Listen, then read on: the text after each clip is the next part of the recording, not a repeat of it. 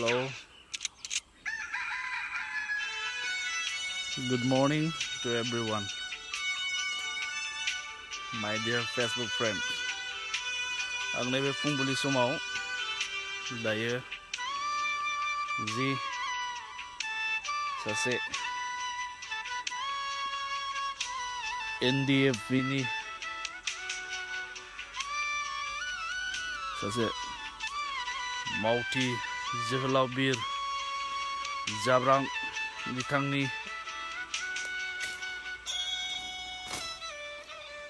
गोथै हाखराव दंफैयो। बिथाङा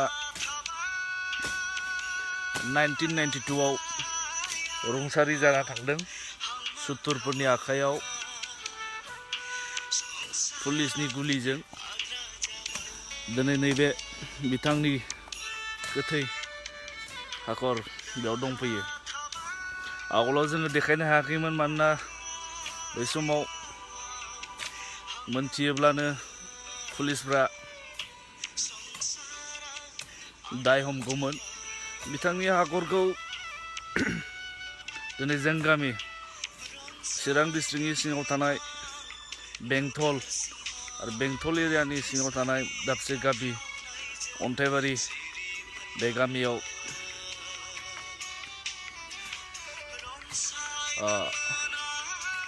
फबखोमानाय जादों। आवगोलाव बिथाङा उदालगुरि दरंनिमोन। बिथांनि जिउ गोमाबा जोङो उन्दैथारमोन, बहुद उन्दै। दा बिथांनि गोथै हाखरा जाहैबाय रावबो जोथोन लायैलाय बेबायदि हाग्रा जानानै थाबाय। दा उदालगुरिनि सोरबाफोर दङब्ला जाब्रांनि न'खरनि खोन्थानो हागोन आरो नैबे गावनि न'खरनि बिसा बिर जोहोलाव बर'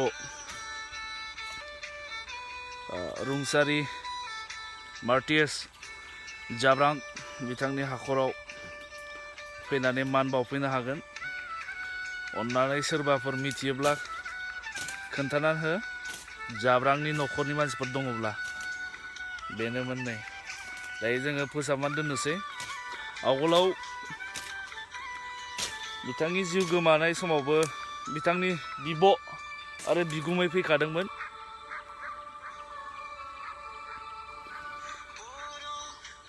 दा बिथांमोना गोसोआव दंना गैया माबायोब्ला गोसोआव थानो हागोन, गोसोआव फैफिननो हागोन। आरो बिथांनि बेसनि मानसिफोरबो दङ, बिथांमोनाबो मिथिगोन। बेंटल एरियानि अन्थाइबारि गामियाव फबनाय जादों। मार्टियास जाब्रां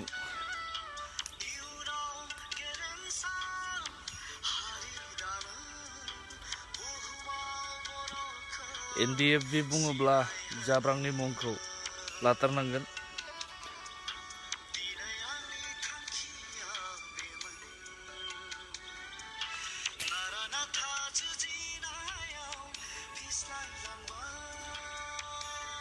जोंनि बर' आवगोलनि बर'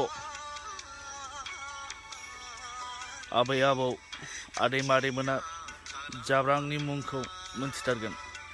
जलदब आरो जाब्रां।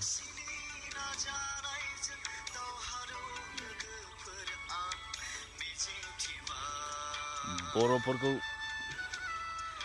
सुथुरफोरनिफ्राय रैखाथि होग्रा बिथांमोनानोमोन। आच्छा, बेनोसै। जाब्रांनि न'खरनि मानसिफोरखौ मिथियोब्ला अन्नानै खोन्थानानै हो। बिथांनि गोथै हाखरखौ नायफैनो हागोन आरो मान बावफैनो हागोन।